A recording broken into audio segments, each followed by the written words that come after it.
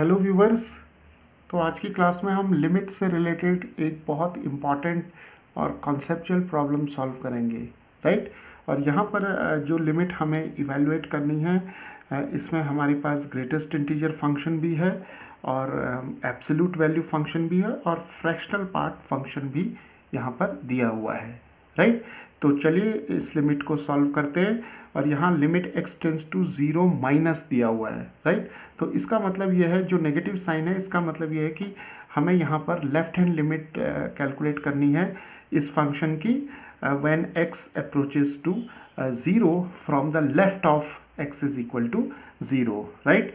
तो जैसे मान लेते हैं यहाँ पर x इज इक्वल टू 0 है, so we are approaching from the left of x towards 0, right. तो चलिए शुरू करते हैं।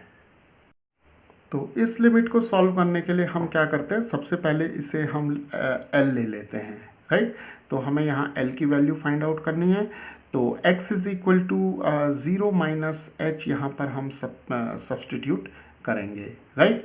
तो x is equal to 0 minus H हो जाएगा, यानी कि माइनस h हो जाएगा।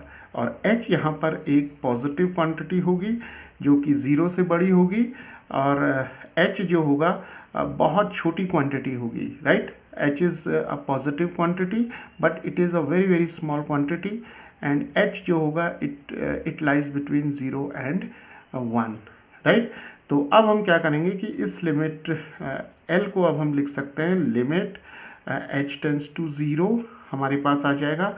और यहाँ पर ग्रेटेस्ट इंटीजर ऑफ x है, तो जहाँ जहाँ x है वहाँ पर हम x की जगह 0 माइनस एच या माइनस एच सब्सटीट्यूट कर सकते हैं। तो हमारे पास आ जाएगा माइनस एच, यहाँ पर मॉड ऑफ माइनस एच आ जाएगा, sign of greatest integer of minus h आ जाएगा, divided by E raise to fractional part of x है। तो फ्रैक्शनल पार्ट ऑफ x की जो डेफिनेशन है वो है x minus greatest integer of x, right.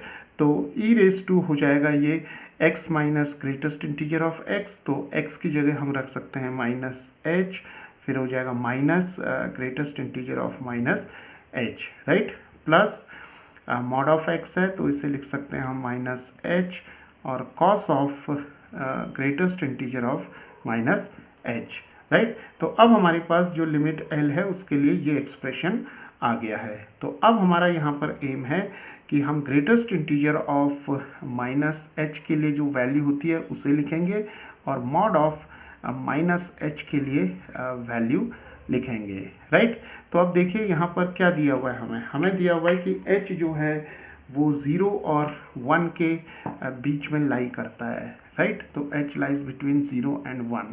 तो अगर हम माइनस 1 से थ्रू आउट मल्टीप्लाई कर दें तो ये इनइक्वालिटी बन जाएगी 0 greater than minus H greater than minus 1, यानी कि जो इनइक्वालिटी के जो डायरेक्शन है वो भी यहाँ पर रिवर्स हो जाएगी नेगेटिव 1 से मल्टीप्लाई करने पर, राइट। तो इस इनइक्वालिटी को अब हम ऐसे लिख सकते हैं। तो हमारे पास आ गया minus H lies between minus 1 and 0, right. तो जब माइनस 1 जो हो माइनस एच जो है वो माइनस 1 और 0 के बीच में लाई करेगा, तो greatest integer of minus H जो होगा वो माइनस 1 हो जाएगा, राइट। ओके, और यहाँ पर मॉड ऑफ माइनस एच है, तो मॉड ऑफ माइनस एच को अब हम ऐसे भी लिख सकते हैं, mod of minus 1 times mod of H. तो मॉड ऑफ माइनस 1 हो जाएगा 1 और मॉड ऑफ एच आ जाएगा, तो ये मॉड ऑफ एच हो जाएगा।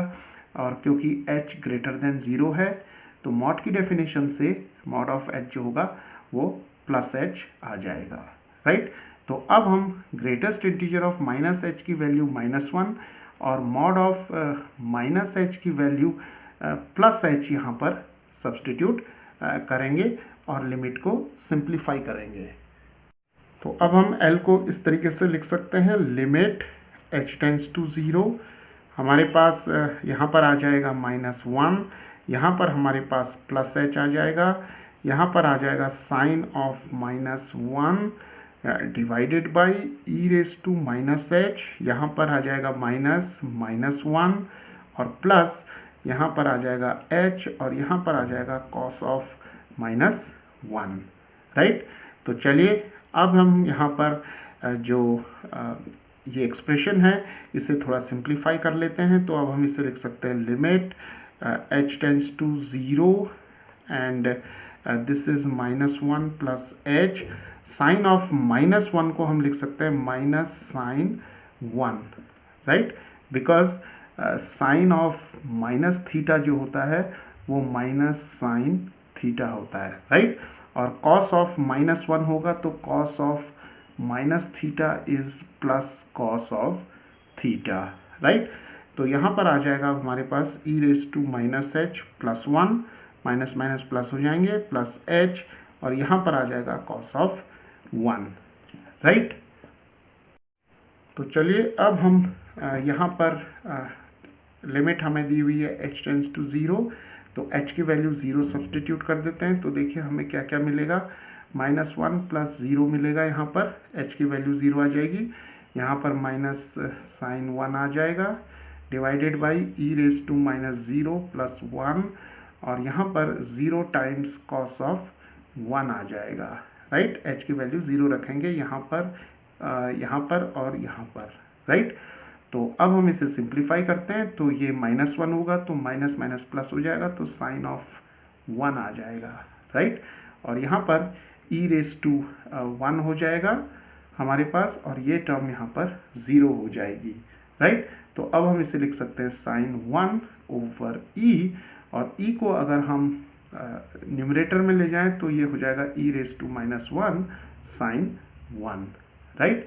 तो इस लिमिट की वैल्यू जो होगी, L की वैल्यू जो होगी वो e raise to -1 times sine of 1 हो जाएगी, या हम साइन 1 ओवर e भी लिख सकते हैं, राइट। तो इस तरीके से हम जो हमारे पास इस प्रकार की लिमिट्स होती हैं उन्हें हम सॉल्व कर सकते हैं।